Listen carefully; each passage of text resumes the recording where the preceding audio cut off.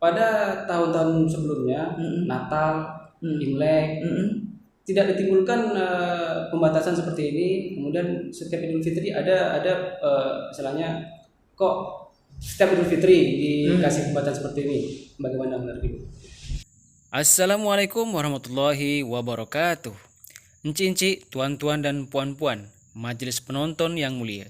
Yang kecil tak disebut nama, yang besar tak disebut gelo, yang tua dengan tuahnya, yang muda dengan takahnya. Yang makan tak boleh bercakap, yang minum tak boleh berdiri. Izinkanlah beta meluahkan rasa di dada. Semoga tuan-puan gemar hendaknya. Silakan.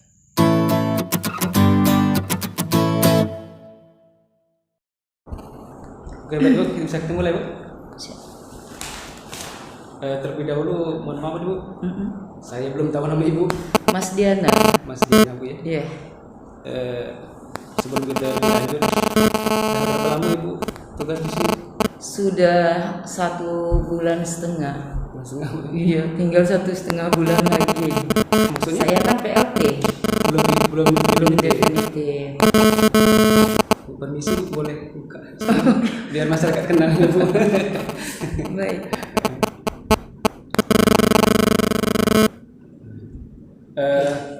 Langsung ke pembahasan Bu ya. Ya. Apa betul Bu, ada pembatasan yang dilakukan pemerintah untuk menekan penularan COVID-19 terutama di Idul Fitri ini Bu? Iya betul. Ada pembatasan tempat-tempat tertentu. Ini konfirmasi dari Kabaok Polres Kepulauan Meranti. Antara lain mengapa Tanjung Sama pembatasan yang masuk dari provinsi Kepri, kemudian Tanjung Harapan karena itu merupakan pelabuhan nasional dan internasional. Selain daripada itu semula kan Bandul, tapi saya memberikan klarifikasi bahwa di Bandul itu manifestnya tidak begitu tinggi. Kita tidak risau karena speednya kita bisa hitung cuma 2. Iya betul. Yang saya risaukan kerisauan yang sangat mendalam yaitu Kempang, Bengkalis, Bandul. Kemudian dari Mengkirau itu tidak Kempang, tapi dia perbatasan antara Mengkirau dan yang Merbau. Iya, Merbau. Iya. Yang terpapar kemarin itu sih apa namanya? Gitu. Enggak, antara Mengkirau dengan Bagan Melibur. Jadi kita juga sudah antisipasi di sana untuk menyambut Lebaran ini dalam suasana masih dalam kondisi pandemi. Itu saya sangat khawatir. Mungkin kami akan bekerja sama setelah ada keputusan dari atau surat edaran dari Bupati Kepulauan Meranti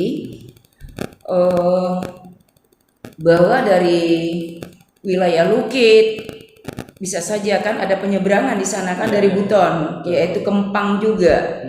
Kemudian dari Lukit dan dari Meranti Bunting. Kita takut. Kita mengantisipasi gerakan yang dari luar masuk yang saat ini sudah mulai curi star.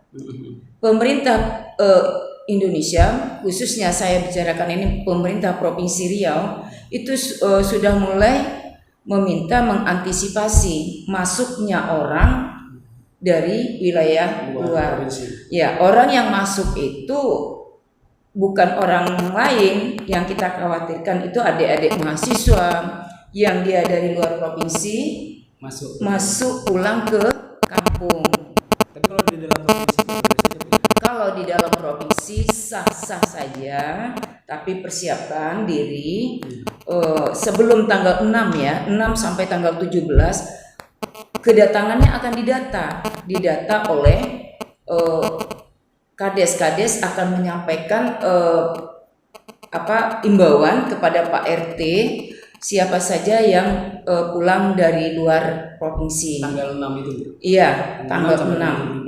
Kalaupun tanggal 6 masih mungkin barangkali sudah curi start untuk wilayah Tasik Putri Puyuh, karena saya tidak mau lagi nanti seperti tahun 2019 kecolongan, maka saya sudah rapat kemarin bersama Kades, yaitu tanggal hari Sabtu kemarin saya rapat, jadi meminta kepada Kades mengantisipasi. Jadi ketika sudah didata, kan sekarang curi start nih adik-adik mahasiswa, anak pondok gitu. Jadi saya minta didata, dan kalau bisa data ini nanti biarlah puskesmas yang menyambangi mereka, menghampiri ke rumah gitu. Ini semua saya lakukan takut terulang, disalahkan nanti pemerintah setempat. Kenapa nih tidak melakukan kebijakan untuk pengamanan COVID-19? Selain daripada itu juga kita sudah ada himbauan dari Kapolda. Kita juga harus menghargai dan menghormati, karena ini Kapolda itu kan perpanjang tangan dari Kapolri. Nah, jadi karena mereka itu termasuk salah satu satgas COVID-19 yang mereka sudah duluan dari kita nih, punya himbauan, punya tugas gitu.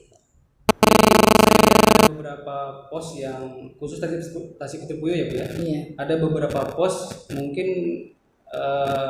sudah beroperasi beberapa hari yang lalu. Iya.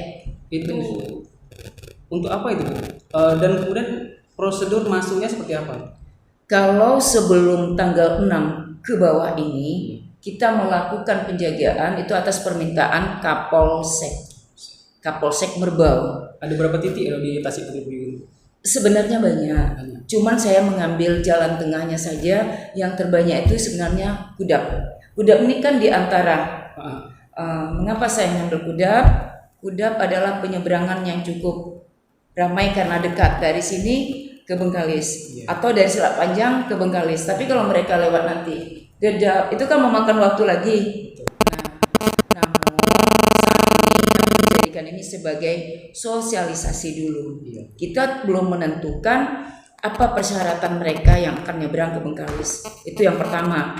Yang kedua, memberikan kesempatan kepada masyarakat Tasik Putri Puyuh yang berbelanja ke Bengkalis. Nah, jadi ada kesempatan. Jangan dibilang nanti arogansi kali Ibu Camat yang baru ini. Nah, kita nih kan ada kerjasama ya, untuk mengatasi pencegahan penyebaran COVID-19 ini. Jadi siapa yang menjadi leading kita pada hari ini? Sebetulnya kan termasuk Satpol PP. Jadi saya ini terbawa jiwa Satpol PP sebagai Kabid Linmas gitu. Karena pada tahun sebelumnya saya berjibaku di Pelabuhan Tanjung Harapan untuk mengatasi penyebaran COVID-19 ini. Nah, dari Mengkirau, karena kita kemarin kedapatan perbatasan antara Mengkirau dengan Bagan Melibur itu terdapat semacam klaster perusahaan, dan di situ terbanyak, maka kami sudah mengantisipasi, menghimbau kepada masyarakat untuk tetap 3M, memakai masker ketika keluar rumah, menjaga jarak dan mencuci tangan.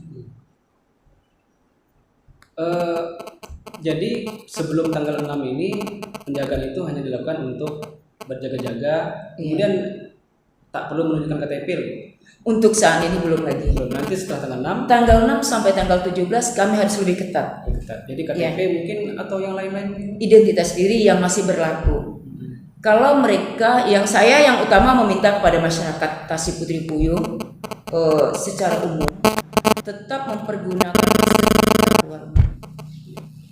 Nah, semula kan melihat peraturan demi peraturan yang berubah-ubah ini dari Pak Gubernur. Jadi kami sebenarnya diminta kemarin, katanya pasar merupakan kerumunan orang banyak. Jadi saya kemarin termasuk memberikan isu, ada nggak gejolak? Pasar ditutup. Ada. Nah, itu. Saya dengar sendiri. Iya, saya langsung itu yang ngomong, memang saya ingin mendapatkan respon dari masyarakat.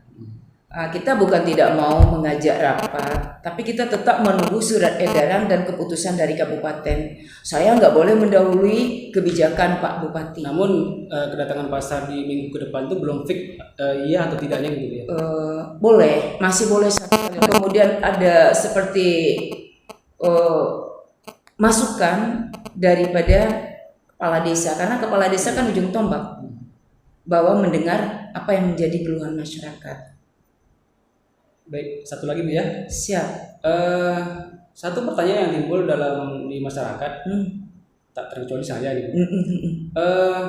Pada tahun-tahun sebelumnya, Natal, Imlek, tidak ditimbulkan pembatasan seperti ini. Kemudian setiap Idul Fitri ada misalnya kok setiap Idul Fitri dikasih pembatasan seperti ini. Bagaimana menurut Ibu? Saya cuma berbicara bukan sebagai camat ya. Saya berbicara sebagai masyarakat biasa juga. Yang saya lihat dan yang saya rasakan ketika saya dalam menjalankan tugas di Imlek itu acara tertentu. Orang berduyun datang. Tapi ketika ada COVID-19 jauh penurunan kedatangan warga dari luar karena ada pembatasan. Ada pembatasan. Kalau di sini mungkin masih memberikan kesempatan karena tidak ramai. Tapi kalau di kabupaten itu ada pembatasan. Yang dari luar daerah harus menunjukkan rapid test. Kalau dulu kan rapid test ini bukan antigen ya. Nah, sekarang baru itu. Nah, kemudian termasuk juga warga kita Natalan ini warga Nasrani itu mereka pulangnya ke Medan, pulangnya ke sana gitu loh, tidak ke kampung kita. Ini pandangan saya ya. Tapi kalau masyarakat Muslim itu balik kampung. Makanya saya pernah viral dengan lagu saya tidak pakai masker balik kanan. Kenapa? Karena masker salah satu aset yang bisa dipergunakan oleh masyarakat. Ternyata Ibu seniman juga Bu ya? Bukan gitu. Saya sudah capek waktu itu. Saya sudah melakukan pekerjaan dari pagi, dari subuh memang ada kegiatan masuknya kapal di Tanjung Harapan sampai sore. Sampai sore jam 2 dan jam 6.